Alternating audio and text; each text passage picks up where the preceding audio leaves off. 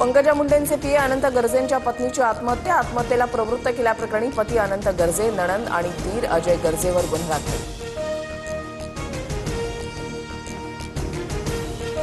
पोलिसांनी योग्य तपास करून कारवाई करावी, तपासामध्ये कोणताही कसूर नको. पंकजा मुंडेंची प्रेस नोट काढत भूमिका. गौरी गर्जे आत्महत्या प्रकरणामध्ये प्रेस नोट जारी. पत्नीचा मृतदेह रुग्णालयामध्ये ठेवून मंत्री पंकजा मुंडेंचा पीए अनंत गर्जे फरार. मृत गौरी पालवेंच्या मामांचा आरोप, पत्नीनं आत्महत्या केली तर पीए फरार कशामुळे? शंका कुशंकांना वाव. मुख्यमंत्री फडणवीस आणि एकनाथ शिंदेंची 15 ते 20 मिनिटं चर्चा. नाराजीच्या चर्चा सुरू असताना अमृता फडणवीसांच्या कार्यक्रमात शिंदे फडणवीसांच्या दिलखुलास गप्पा. कोणताही दुरावा नसल्याचं फडणवीसांकडून स्पष्ट. गाफील राहिला तर मराठी माणसासाठी मुंबई महापालिकेची निवडणूक शेवटची ठरेल. ही निवडणूक हातातून गेली तर मराठी माणसाच्या हातातून मुंबई निसटेल. राज ठाकरेंचं सूचक विधान. काँग्रेसच्या असलम शेख यांच्या कार्यालयाच्या बाहेर भाजप युवा मोर्चाचं आंदोलन. मंत्री लोढांना जीवे मारण्याची धमकी दिल्याचा भाजपकडून निषेध. आंदोलक मालवणी पोलिसांच्या ताब्यात. निवडणुकीसाठी भाजप कोणत्याही थराला जाईल. हिंदुत्वाचा फुगा फुटल्यानंतर भाजपकडून आता मराठी अमराठी वाद सुरू. आदित्य ठाकरेंची टीका.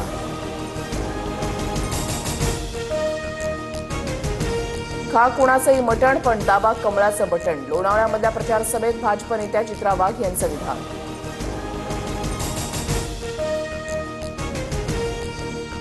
मावळात आमच्या विचारांचा आमदार नसला तरी आमदारांचे बाप फडणवीस आमच्याकडेच आहेत.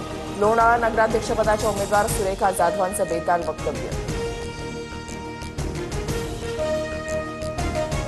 पंडित देशमुख हत्या प्रकरणामधील आरोपीला शिक्षा झालीच पाहिजे. उपमुख्यमंत्री शिंदेंकडून भाजपच्या बाळाराजे पाटलांची जुनी फाईल बाहेर काढण्याचा इशारा. मोहोळमधील गुंडगिरी संपवण्यासाठी बाळाराजेंना फाशीची शिक्षा झाली पाहिजे. अजित पवारांचे नेते उमेश पाटलांचं वादग्रस्त वक्तव्य. बाळाराजे पाटील 302 मधील आरोपी. उमेश पाटलांचा आरोप. कोल्हापुरातील चुटकीवाल्या बाबाला अखेर ठाण्यामधून अटक.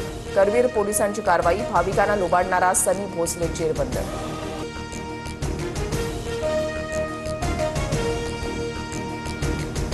लग्नाच्या मंडपातच स्मृती मानधनाच्या वडिलांना हार्ट अटॅक. सांगलीमध्ये उपचार सुरू असल्यानं स्मृती आणि पलाश मुच्छलचा लग्न सोहळा पुढे ढकलला.